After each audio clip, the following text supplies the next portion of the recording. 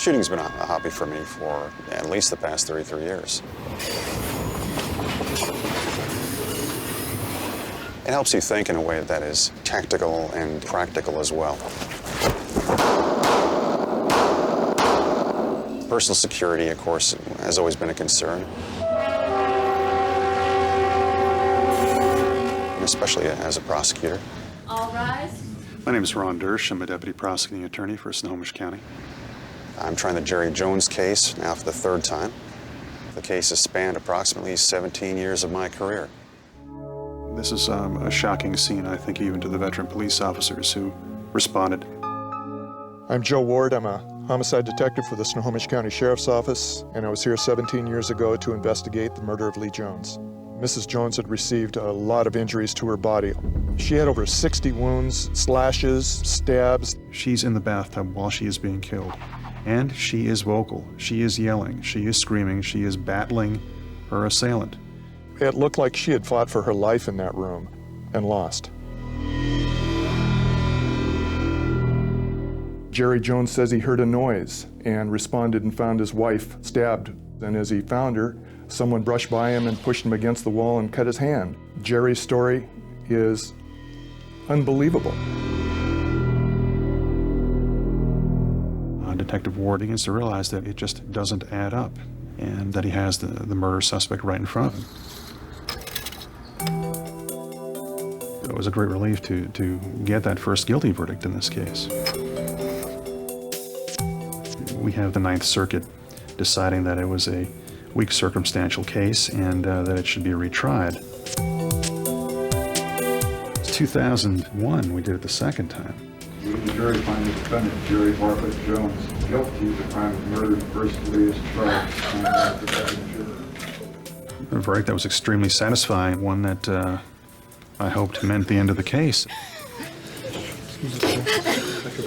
The Court of Appeals of the state of Washington reverses us. Again, I'm quite angry and embittered by what the Court of Appeals has done. As a prosecutor, there are certain cases that resound in your consciousness, that affect you on some emotional level. This was one of them. So I was not looking forward to visiting that place yet again.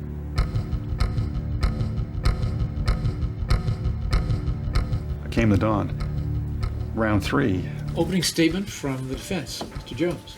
Thank you, Your Honor. This trial had a strange twist as the murder defendant acted as his own attorney. I've decided to represent myself. He just keeps coming back. Nobody knows the case better than I do.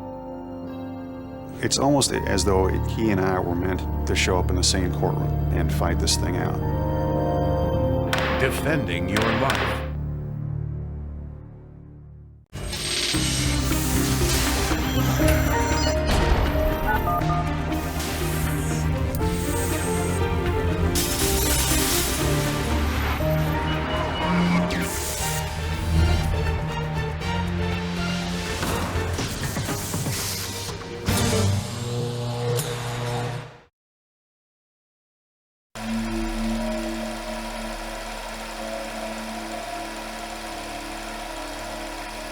I loved my mother very much.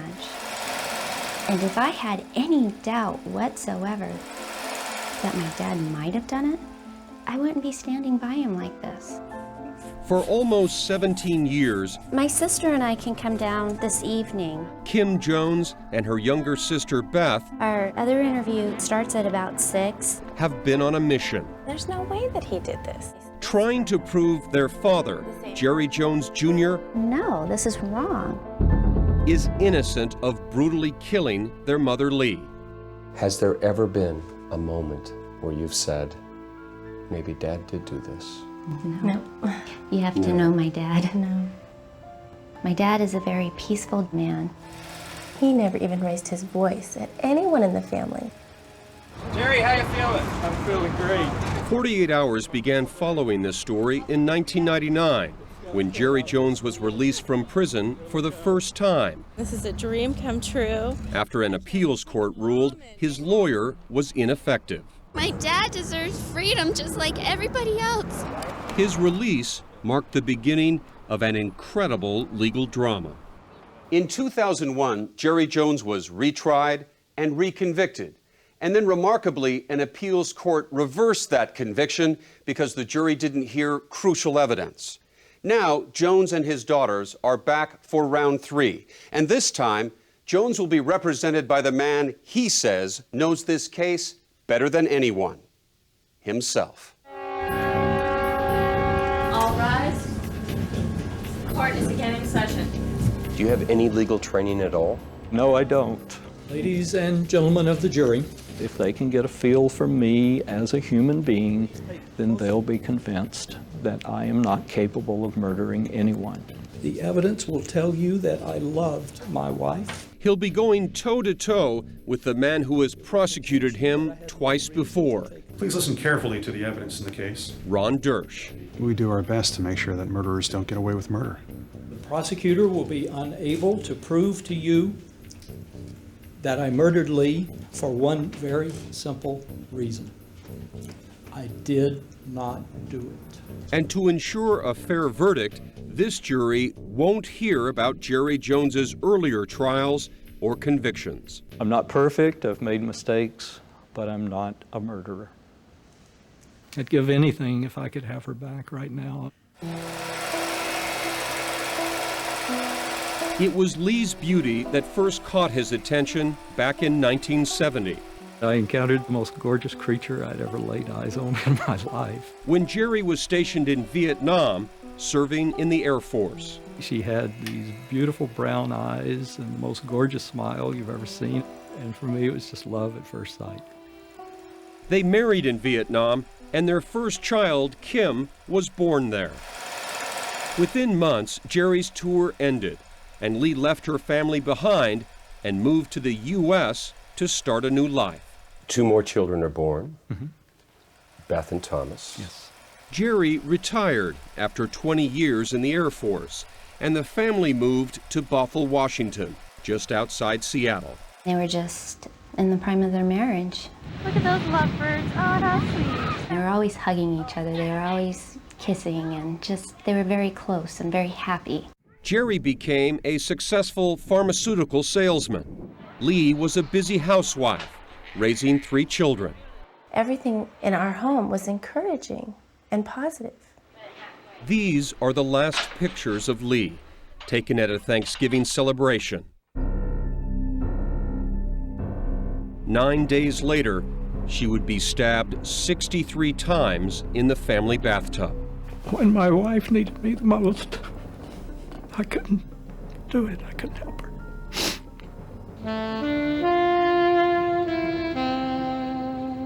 On the night of December 3rd, 1988, Jerry and Lee were at home with 4-year-old Thomas. According to Jerry, Lee had put their son to sleep, then went to the hallway bathroom to take a bath. Jazz music was playing from a radio in Jerry's study. He was across the hall in the master bedroom. His shower was running in the adjoining bathroom. I heard this horrible scream, one loud, piercing scream. I'd never heard anything like that before in my entire life. Jerry says he raced towards the bathroom door. This is happening so quickly, so fast. You start perceiving that something is coming out. And as I'm moving closer to the doorway, you see more and more, and it's a knife. Jerry remembers colliding with an intruder and reaching for the knife. And in the process, I suffered some cuts. I'm knocked back. I hit my head against the wall. Boom, fall to the floor. And I'm seeing these black and white flashing lights. And when I got up, there was nobody in the hallway any longer. They immediately went into the bathroom. And I encountered the most horrible situation I've ever seen in my life. 911, what do you have? Hurry, my wife, she has been stabbed repeatedly. I find my wife in the tub, and she is struggling.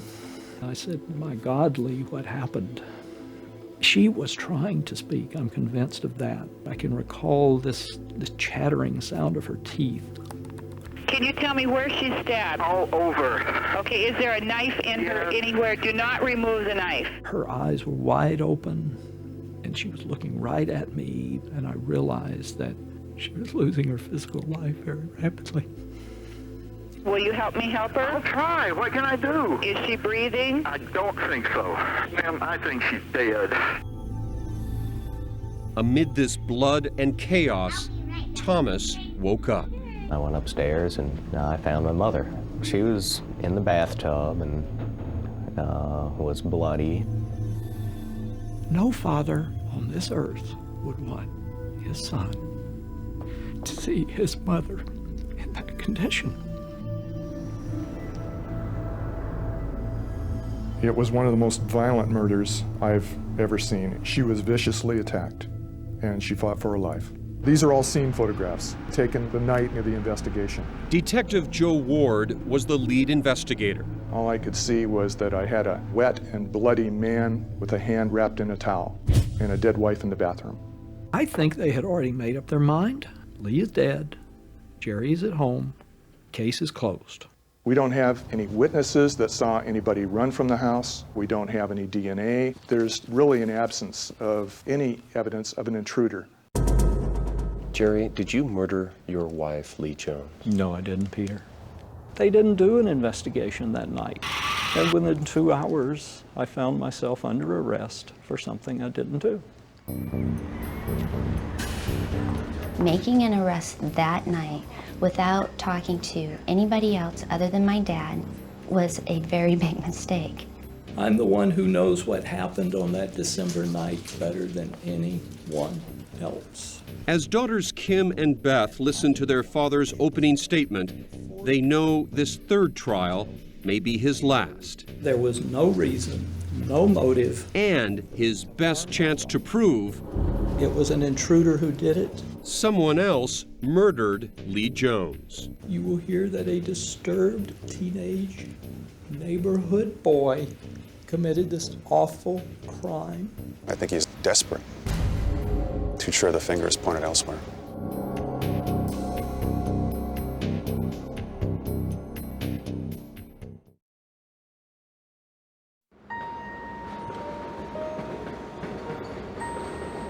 I lived in the shadow of the L, the J train. It ran about 10 feet from my window.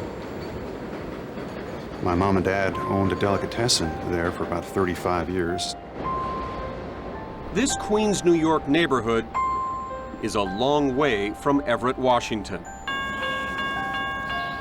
But for prosecutor Ron Dersch, there's a close connection.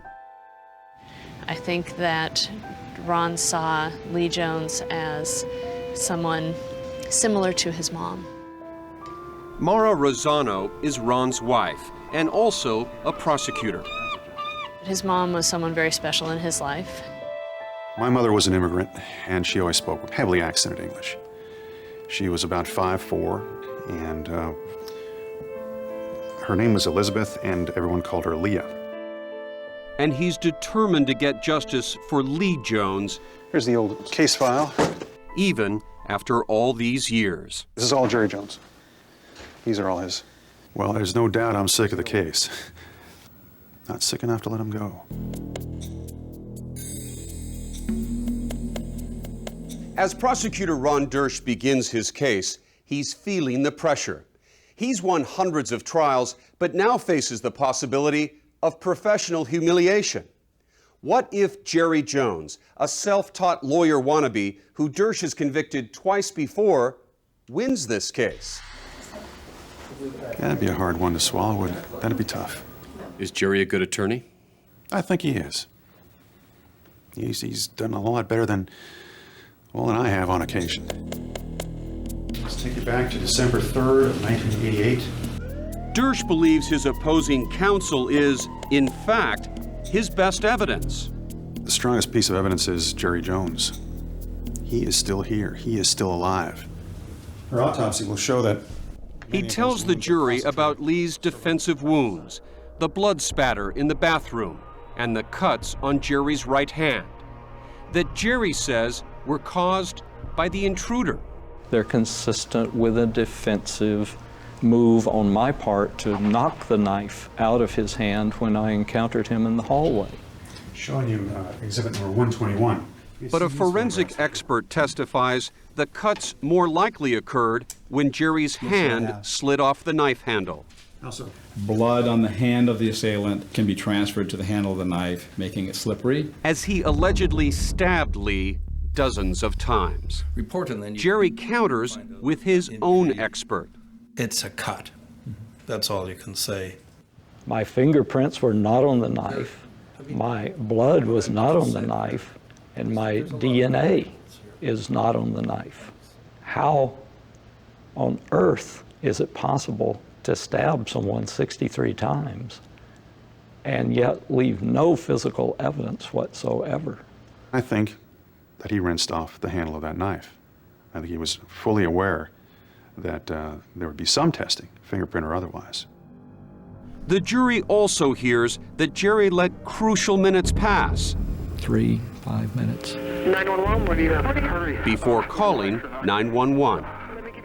Jerry, Lee is in the tub bleeding to death, and you still haven't called 911.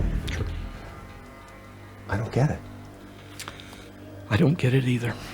But Ron believes he knows why. In the midst of everything, 4-year-old Thomas comes upstairs. And not just once, but several times, as far as we're able to tell. And at this point, Jerry's hands are already full. He's got a dying woman, he's got cuts on his hands, and here comes his kid. Jerry takes Thomas back to his bedroom. If you didn't kill Lee, why in the world would you have taken your young son back downstairs and left him there when you don't know whether or not the killer is still in the house? Well, Peter, you're presuming, of course, that I'm thinking clearly, coherently, and logically at this point in time. There is no intruder in the home, and there never was. The killer is Jerry Jones. He knows Thomas is safe downstairs. Thomas comes upstairs again. This time, Jerry takes his son to Graham Smith, his next-door neighbor. As I opened the door, Jerry was there on the porch. The judge has asked us to not show the faces of some witnesses. Jerry said that he was watching TV, he was hit over the head, and when he came to, he found Lee bleeding and stabbed. You tell your neighbor that you were struck on the head while watching TV. You tell the police that you collided with the intruder. Two separate stories. I didn't tell two different stories. My response to him was, I hit my head, and when I got up, I found Lee bleeding all over. It is only after he returns home that Jerry finally calls 911. Yeah, my wife. What's the address? 160. But he gives them the wrong address. You're going to have to help me because we have a conflict with your address. Lead investigator Joe Ward believes Jerry's mistake was intentional. I think that's just another part of his plan to delay the response to the house just to make sure that his wife was dead.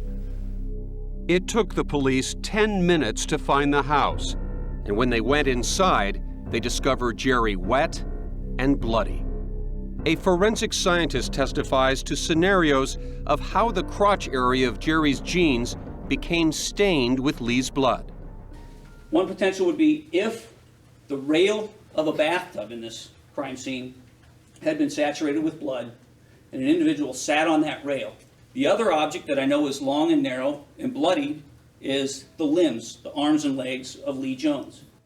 I think at some point he is sitting on her to hold her down. Sitting on her while he's stabbing her. Yes. Not true, says Jerry Jones. I loved her. I did not murder my wife. I could not do it. There was no reason for me to do it. In fact, Jerry says if he wanted Lee dead, he had his chance right here in their bedroom. It was during a rough period in their marriage. When the couple separated, Lee attempted suicide, overdosing on sleeping pills. Jerry found her and rushed her to the emergency room. Their separation was the best thing that ever happened to them. They really realized how much they appreciated each other.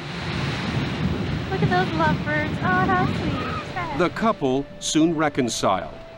In the last year before my mom died, they were very close. Marriage was perfect, maybe for him. But Lee's friends, Barbara Sleeper and Mary McNaughton, say right before she was murdered, Lee was looking for a way out. Jerry and his daughters can say anything they want to. He can talk about how in love he was and that they, were reunited and everything else, but I knew that she wanted to get divorced. Isn't it possible that Jerry Jones is innocent? I don't see how it's possible. But Jerry Jones insists he knows who really killed Lee. Busby, if you would raise your right hand. And he's about to put him on trial.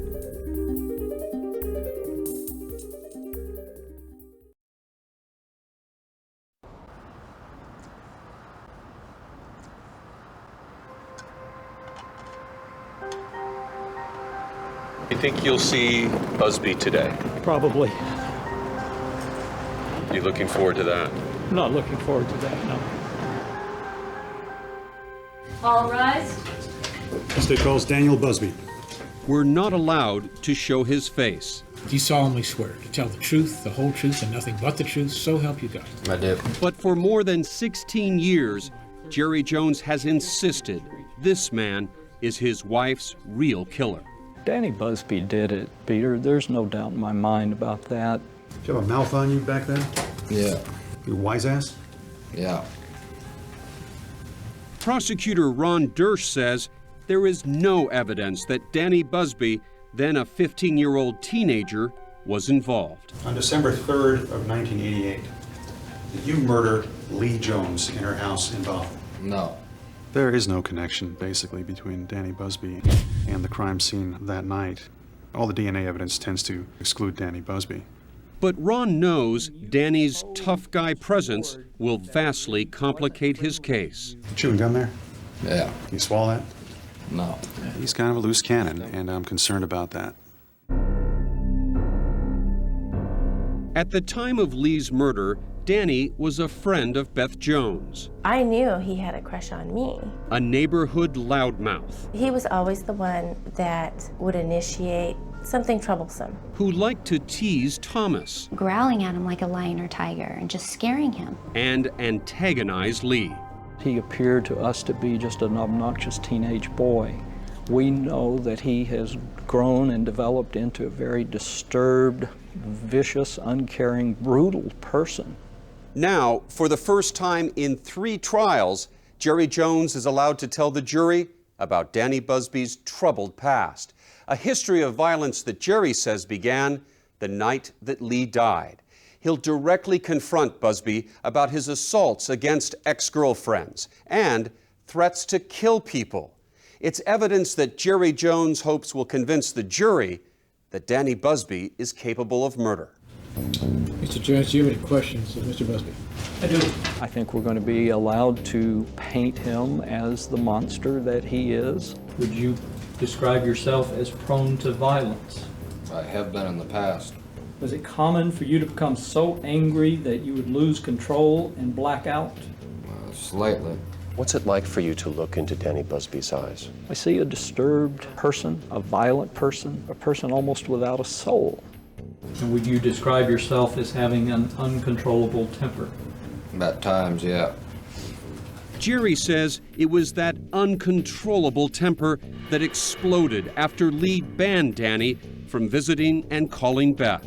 But you continued calling Beth, did you not? Probably. You continued to come to the house asking for Beth, didn't you? It's quite possible. Jerry claims that an enraged Danny was looking for Beth the night of the murder, but found Lee instead. And he viciously stabbed and slashed and attacked her over and over and over again that night. The problem with your allegation is that there's no physical evidence that Busby was at your home. There's no witness that places him there. I think there is. I think Thomas was awakened by a growling sound. Do you recall ever growling at Thomas like a lion or a tiger to frighten him? I don't recall. Are you saying that never happened? No. Saying I don't recall. Danny Busby growled at Thomas prior to going upstairs and murdering Lee, and he is the only person who ever growled at Thomas. Ron Dersch believes if there were any growling sounds that night, they came from Jerry himself. Is there growling going on? Is Jerry Jones grunting or growling while he's stabbing Lee? This is hard work. You take a look at those autopsy photos. This is hard work. This is not easy stuff to do. Then there's Busby's long history of violence against his girlfriends. Did you begin physically abusing Crystal? Yeah. Did you punch Vondra on the shoulder numerous times? Yeah. Did you throw Joey to the ground? No, I pushed her. Your Honor, I have no further questions at this time. Things get even worse for the prosecution as those former girlfriends take the stand. You solemnly swear to tell the truth, the whole truth, and nothing but the truth, so help you God. We can't show their faces. He was both verbally and physically mean. He could be kind and fun 1 minute and then freak out. He would just kind of snap and change personalities. He'd be so furious. They're very sympathetic people. There's just no question that he has put them through hell. He gave me a black eye. He started kicking the crap out of me. Pretty much attacked me and spit in my face. But Ron Dersch says Jerry is using Danny Busby as a convenient scapegoat. Remember that when we look at what Danny Busby has done as an adult, he has not attempted to murder anyone. On any occasion did he, in your opinion, seriously try to kill you? No. He has not physically stabbed or assaulted anyone in the way that we have in this case. Danny never threatened you with a knife or any kind of weapon, did he? No. And the challenge is going to be to draw that line between Danny Busby as a 15-year-old and Danny Busby as an adult. Did he once tell your mother that she was dead? Yes. And has he also threatened to rape your mother? Yes. If the jurors decide that Danny Busby is volatile enough to have done this, then the case is lost. All rise. The defense may call the next witness.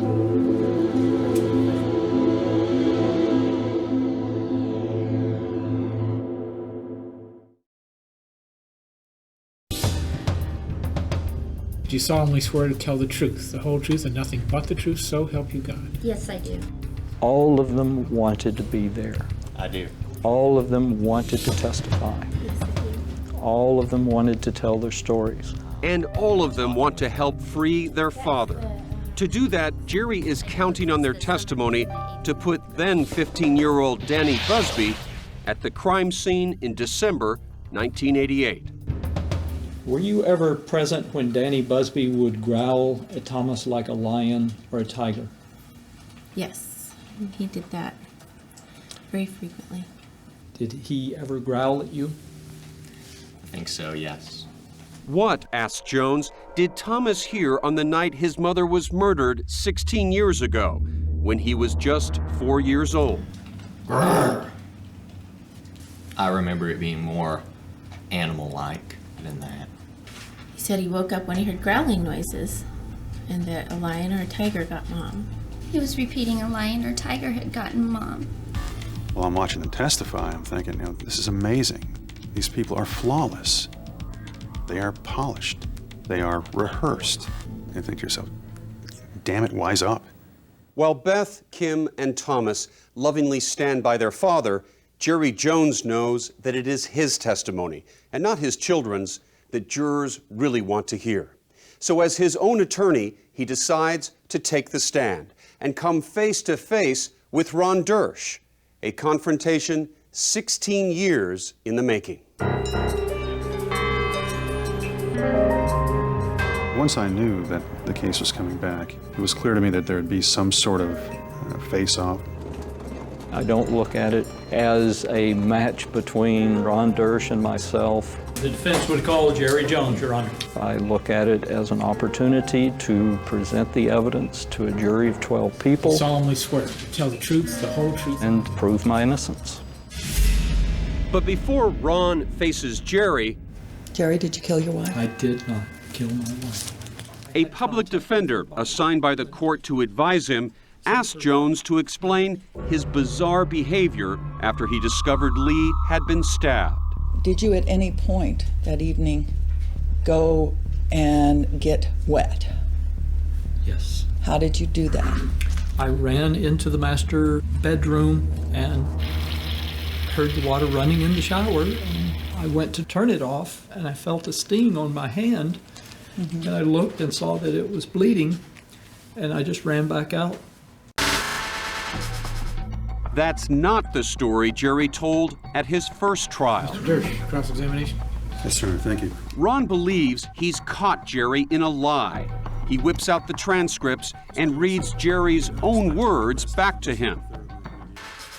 I open the shower door, and instead of reaching in and turning the shower off, I step inside. Clothes and all, I let the water run from the top of my head down the front of my body. You recall testifying to that effect in 1989. If that's what it says, that's obviously what I testified to. I have no further questions. After just a handful of questions, Dersh retreats. I was amazed at how few questions Ron Dersh asked me. I believe he was fairly convinced that he had lost the trial. I expected you to take off the gloves, that this was going to be a bare-knuckle confrontation with Jerry, and it seems like you played a little patty cake. Was that a strategy?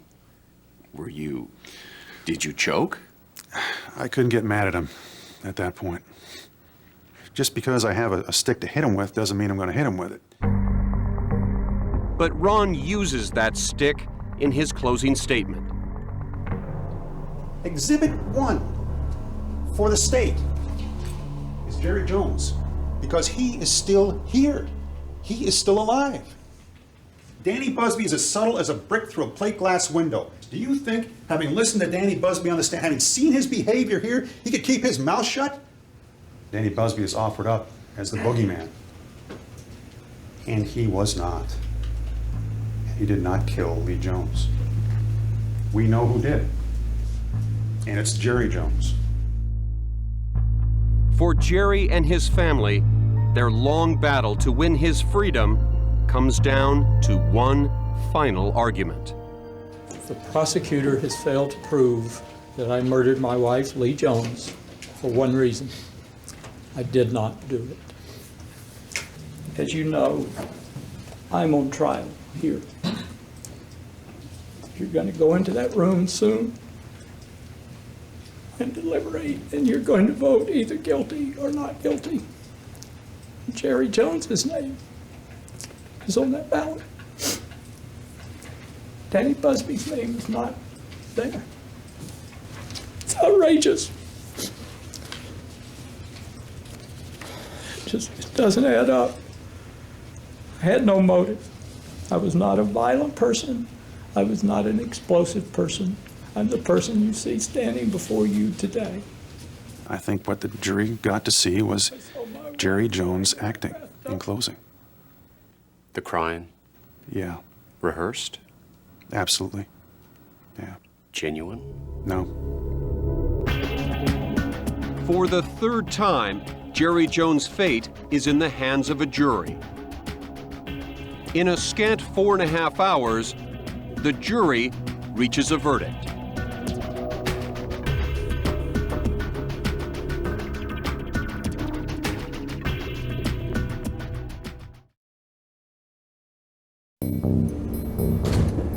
All rise. Court is again in session. After a grueling 3-week trial, All parties are here. We have a verdict. Please bring in the jury. Jurors reach a verdict in just 4.5 hours. I'm thinking they came back too soon. They're going to walk it. Mr. Jones, if you please stand for the reading of the verdict. Oh, I'm expecting a not guilty verdict. We all took it very seriously. Just the weight of it, it was almost overcoming. Jurors remember a tense courtroom as they filed in with their verdict.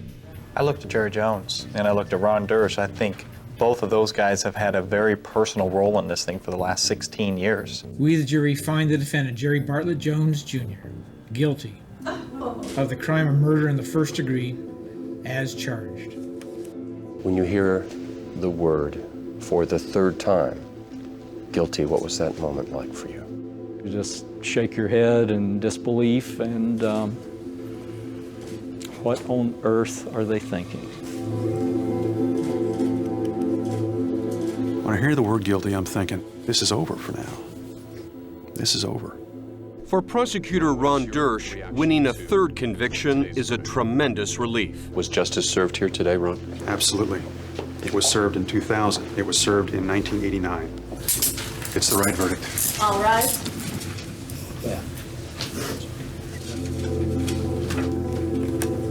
36 jurors from 3 trials have now heard the evidence in this case, and not one believes that you are innocent. Yeah, that's very disappointing. I don't have an explanation for it. You think you should have done anything differently? I think I did everything humanly possible. I can't imagine anything more I could have done. Tell me what the evidence is that convinces you that I murdered my wife. We went through everything and it just didn't fit.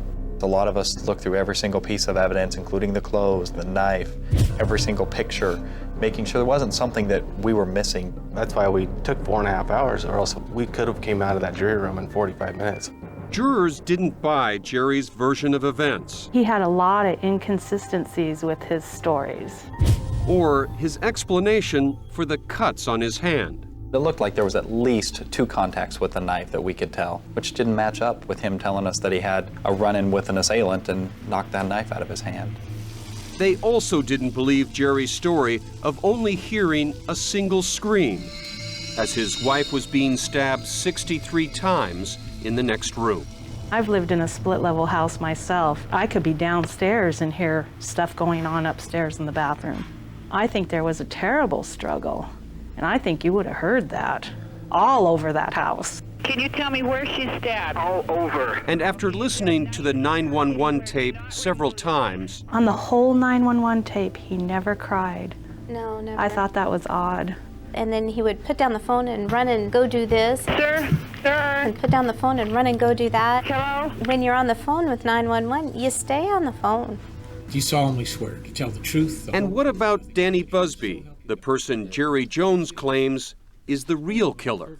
There was no evidence that Danny Busby was in that house that night. There was no DNA evidence. There was no blood evidence. Right. There was nothing that put Danny Busby in that house except Jerry Jones wanting him to be in that house, and he wasn't.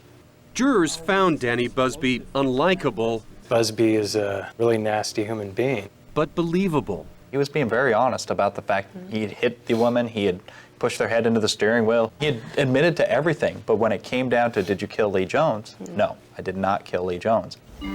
It was Jerry Jones they didn't believe. Every move, every emotion he made seemed planned out. I'm sure he's loving with his children and his grandchildren, but I think his wife was a whole nother matter. He looks nice on the outside and he speaks with a soft tone, but he gives me the creeps. He could not hide himself from the jury. I did not murder my wife. They saw through to him, to his essential core. All rise. 5 days after being convicted, State versus Jerry Bartlett Jones. Jerry Jones is back in court for sentencing. He is present, he is in custody. And for the 3rd time, We stand up for him because we believe in his innocence, absolutely. his daughters ask for compassion. Everyone talks about how much we love our dad, but they seem to forget how much we loved our mother. You can send him to prison, but prison isn't going to make us suffer any more than we already have in these last 16 years. But for Pam O'Keefe, Danny Busby's mother, Jerry Jones doesn't deserve any sympathy. The evil started the night Jerry Jones murdered his wife, and the next day when he accused my son of doing it. No one knows how years of being vilified affected Danny Busby's life. But his mother believes Jerry Jones needs to be punished for all the lives he's damaged. I hope a day doesn't go by for the rest of your life that you don't think of your wife and how you took her life away from your children and then you accused a 15-year-old innocent boy. You have ruined so many lives. When it's Jerry's turn, he seems remorseful. Wish Danny Busby's name had not come to mind. I have no reason to bring his name into these proceedings. Stop. damaging Danny Busby. Jerry is chastised one last time And let him heal and grow the best he can. before Judge James Allendorfer sentences him. I'm going to sentence you for the third time in your life to 25 years in the penitentiary. Got anything in your pockets at all? But just a few months later, back in prison, Jerry Jones is defiant once again. Do you owe Danny Busby an apology? No, I do not owe Danny Busby an apology, and none will be forthcoming. I think it's entirely likely that at this point he's managed to convince himself that he did not commit this murder. For Ron Dersch, the battle against Jerry Jones is finally over. He's moving on, but not to another case. I, Ronald Dersch, swear that I will support, defend, and obey. Instead of prosecuting, he'll be enforcing the law. You sure you want to do this? Yes, sir. Welcome aboard. As a deputy sheriff. But the case that has consumed his life for so many years will be much more difficult to leave behind. I don't know that anything we can do in a courtroom can really put the dead to rest.